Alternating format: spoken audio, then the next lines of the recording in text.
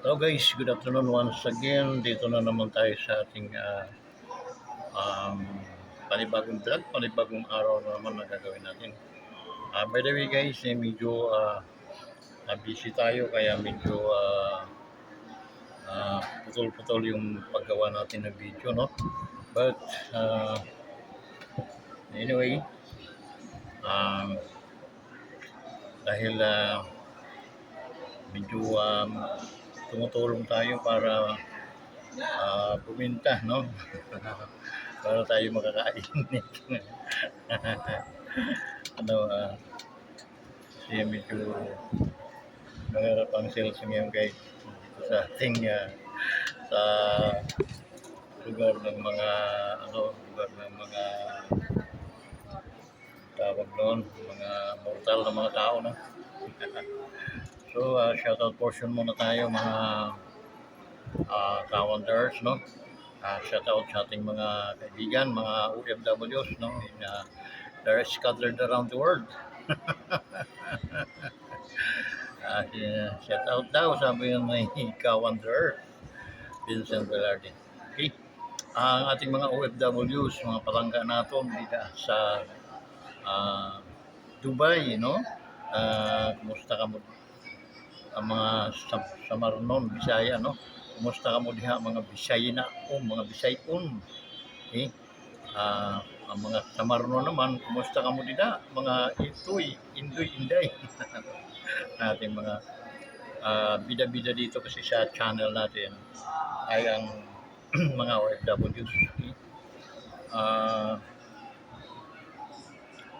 Diyan din sa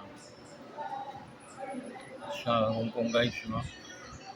Shout out sa ating mga OFWs diyan sa Hong Kong, Singapore. Ay, naku, napakarami. Yung tatlong lugar pa lang na syudad na pinangalanan ko. Pag na yung nag-subscribe sa natin lahat, ay ano na tayo, kutang ko tayo. Okay? So, pero hindi pa nila tayo matutulungan talaga ng gusto. Pero okay lang yun. Patuloy akong magpapasalamat at patuloy ko kayong shoutout. Patuloy ko kayong isasama sa mga panalangin na naway kayo ay pakaingatan ng Diyos at saka magkaroon ng bigtas na pamumuhay. Ayun ang panalangin ng inyong Kawanders, Vincent Velarde. No, dyan sa Macau, no, marami din dyan sa Macau, mga OFWs natin. Nung nagbili kami dyan ng mga pasalubong, no, mga pasalubong pauwi, ay mga Pilipina, may-ari ng mga tindahan. Mga OFWs, pero mga Pinay. So, nakapangasawa ng mga taga doon, din business nila yung sa Robotin Garden. Mga t-shirt, mga I love home, I love Macau. So, dami mga Pilipino. So, shoutout sa inyo lahat, no? Mga minamahal kong OFWs. Pakiusap lang ni Vincent ay nawa ay tangkilikin din ninyo itong ating YouTube channel. Paki-likes lang and then share para maraming makapanood, maraming views ng ating channel. Or either kung may pagkakataong subscribe kayo para matagdagan naman yung ating 916 subscriber. Gawin na natin itong buwan na ito guys bago matapos ang April. Sana gawin natin 1,000, no? It's a matter of 80 subscribe na lang guys. Help us to pray, no? Ang ating mga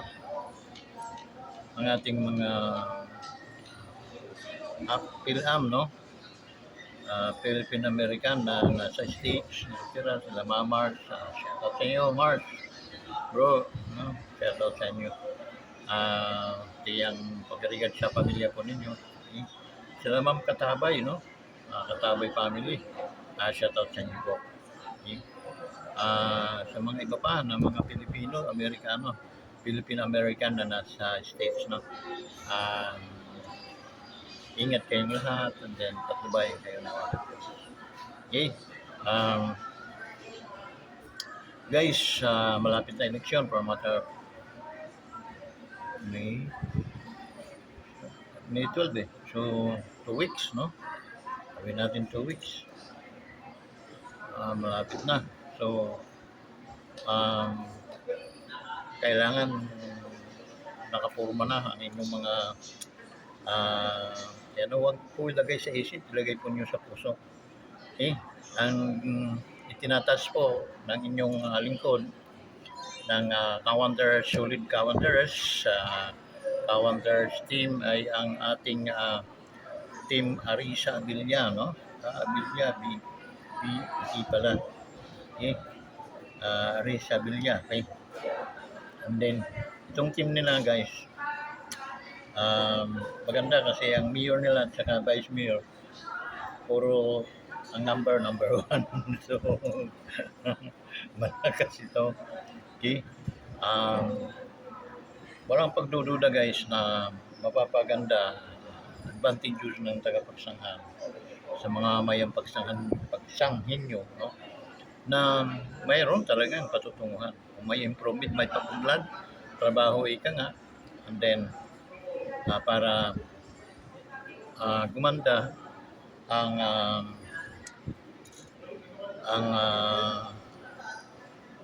kinabukasan, no, ng mga mayan ng pagsanghan.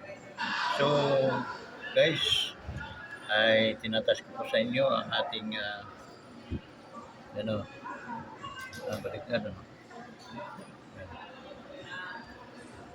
Baliktad din.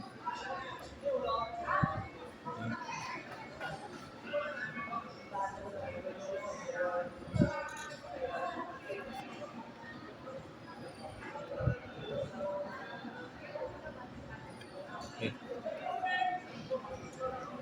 Asin so bagong pagsanghan, Team Arisa Abilia. Okay? Team Arisa Abilia.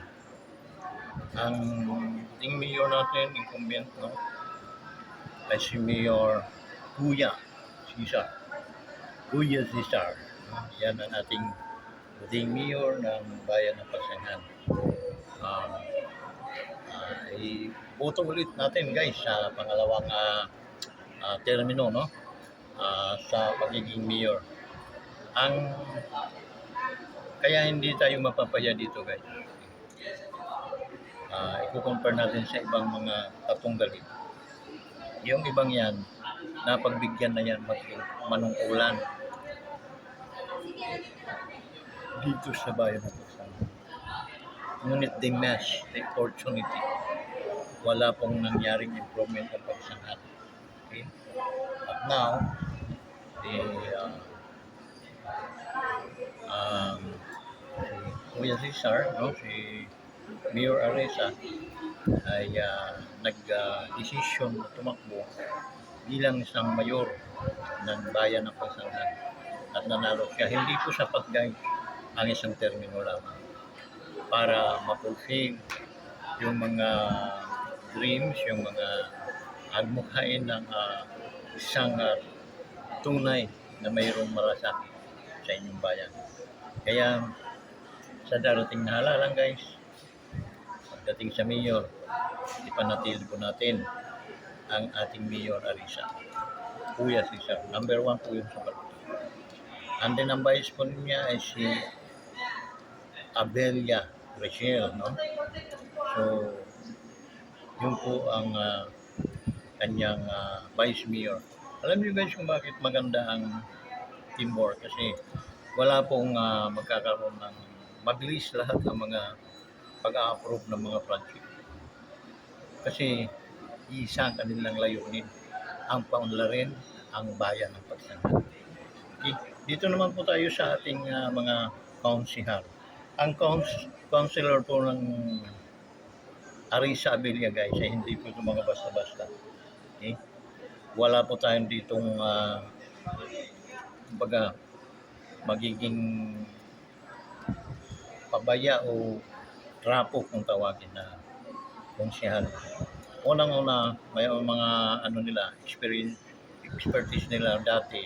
Sila ay mga naging punong barangay, and then sila ngayon ay tumatakbo bilang konsyal ng bayan. So mayroon na silang advantage na para pagdating sa liderato, paggawa ng mga panukalang batas nga ay andyan yung mga taong yan hanggang mabilis sumuporta sa mga layunin ng ating butihing mayor at vice mayor. Okay? So, ito po ang mga consular na lang guys. Tandaan po ninyo, huwag ilagay sa isip, ilagay po natin sa puso. Pabisaduhin po ninyo gusto. Ang pinakamaganda po, landslide po guys. Ubuto na rin lang naman tayo ng konsyal, huwag na po tayo magtumbig-tumbig pa. Ito na ang tamang mga konsyal na naka-line up. Okay? Number 1. Number 3, sa Baluta, Aquino, Tony.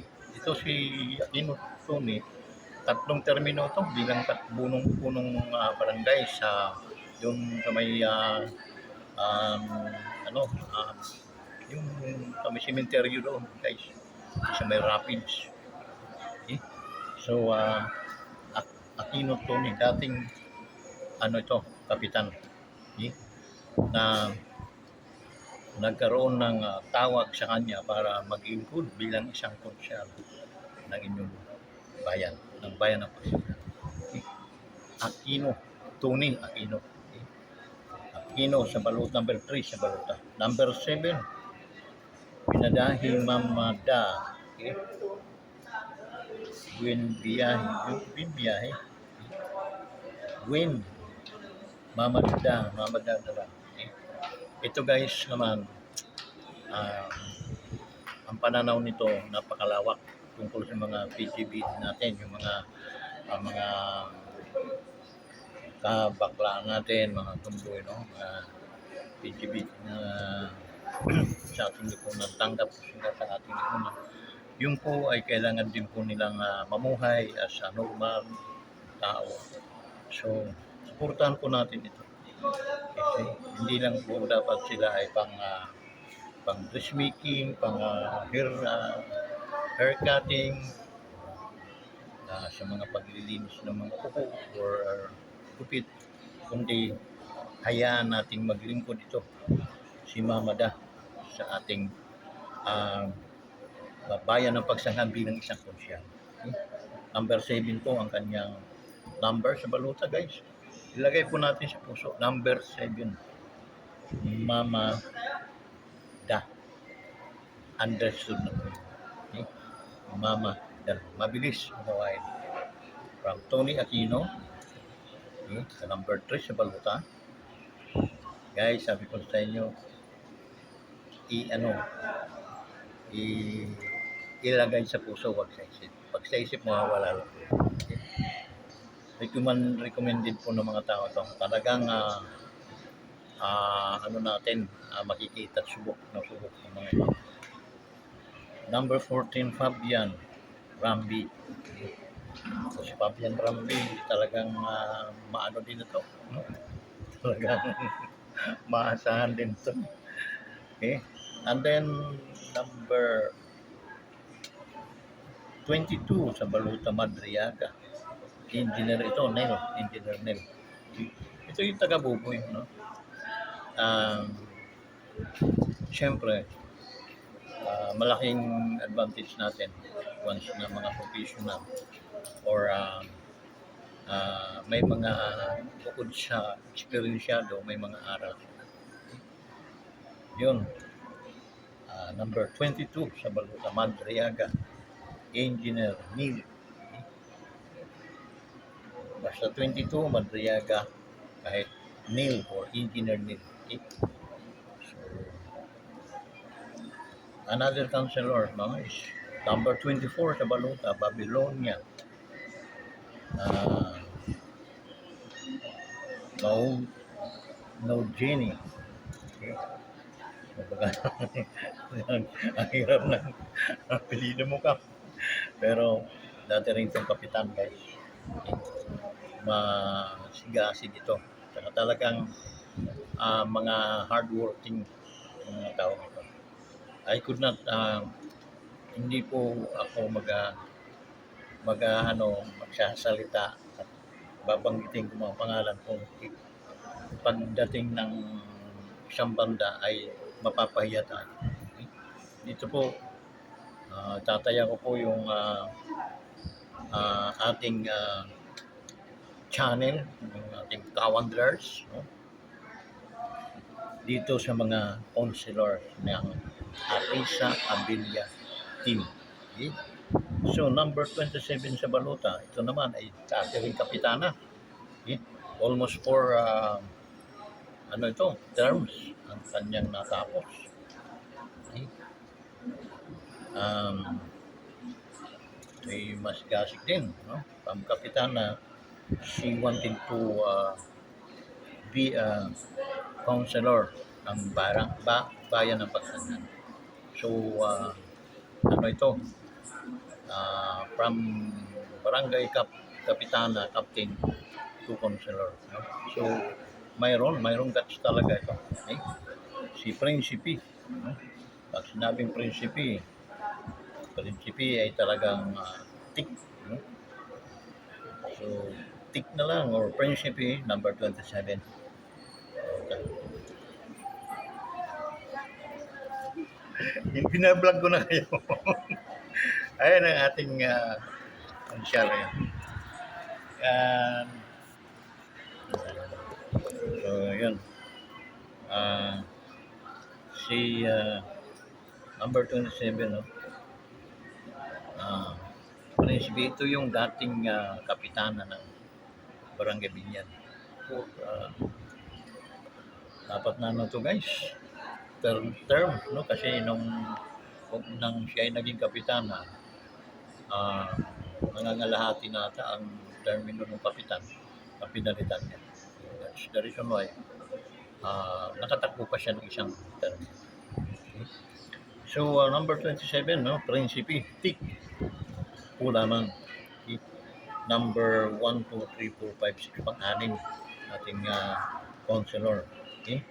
So, number 29 naman sa ating Baluta ay sa Ginsin Cup Junior. Batang bata ito guys. Ito'y talagang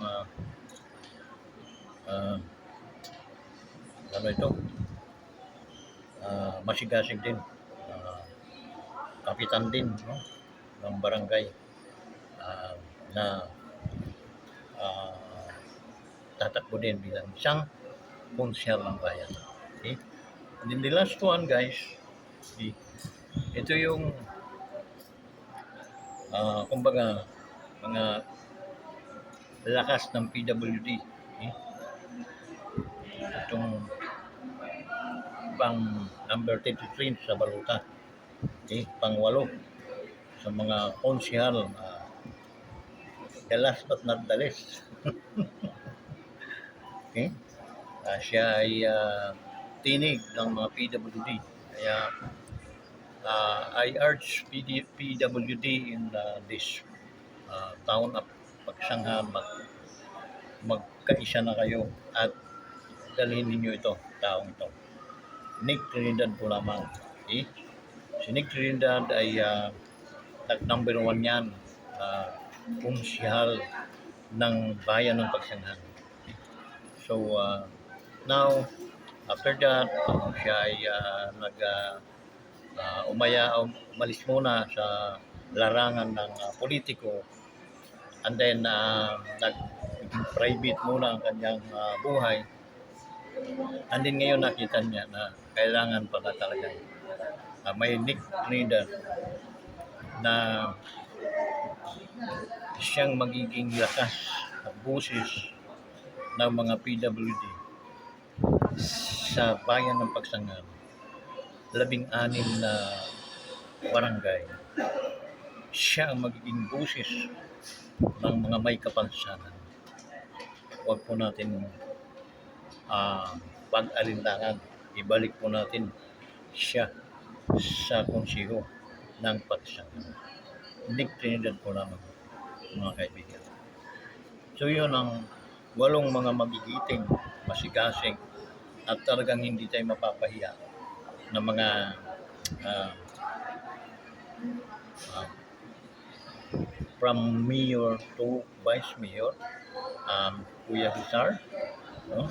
Then vice mayor Rachel, no? Abilia.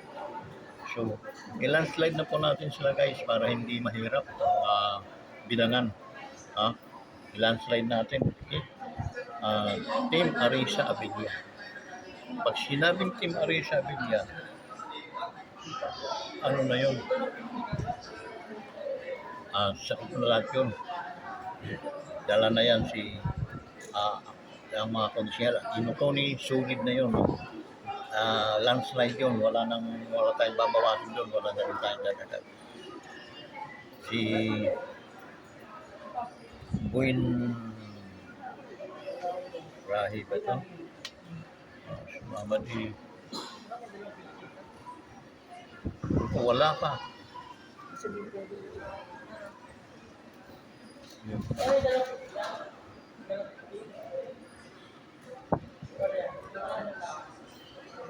Yung kapitana. Sabihin, ulit mo rin. So guys, no? Yun, wag po kayong mag-alala dahil hindi po ito bayad na channel ko. Wala po akong pinababayad dito. Hindi po humihingi ang inyong kawanderers na anumang sa ating buting mayor, sa ating vice mayor, o saka sa mga konsel. Ito po'y kusang loob kung tulong sa kanila para at least maka kumbaga umangat at umunlad at tuloy-tuloy na, no, ang usbong ng bagong pagsama. Yung mga pag-aasinso at mga trabaho na yun ang kanilang ini-aim, no? Kasi kita nila kung gaano kahirap din ang mamamayan na nandito sa pagsangan. Okay? May siguro mga 60% ang mayaman, nasa mga 60% ang may hirap dito. So, or either mga balitan natin 40% ang mayaman, wala 40% naman yung may hirap. Okay? Ganun lang katindi yun. So guys, once again, no, Team Arisa Abilia, para ngayong halalan sa Mayo 12, no? Mayor Arisa, Kuya Cesar, ang ating mayor. Vice mayor naman natin ay si Abilia Rachel. So, ito guys, solid ay natin, landslide na natin. 20. So, solido na natin guys para landslide na tayo para hindi mahirap, hindi tayo manadaya. Wala naman dayaan, no? Pero talagang para madali ang bilangan. So yun, landslide natin. Arisa Abilia team, alam na din. So sana mga kawanderers, huwag na po nating patagalin pa. Ilagay natin sa ating puso ang Arisa Abilia team po lamang. Bye-bye!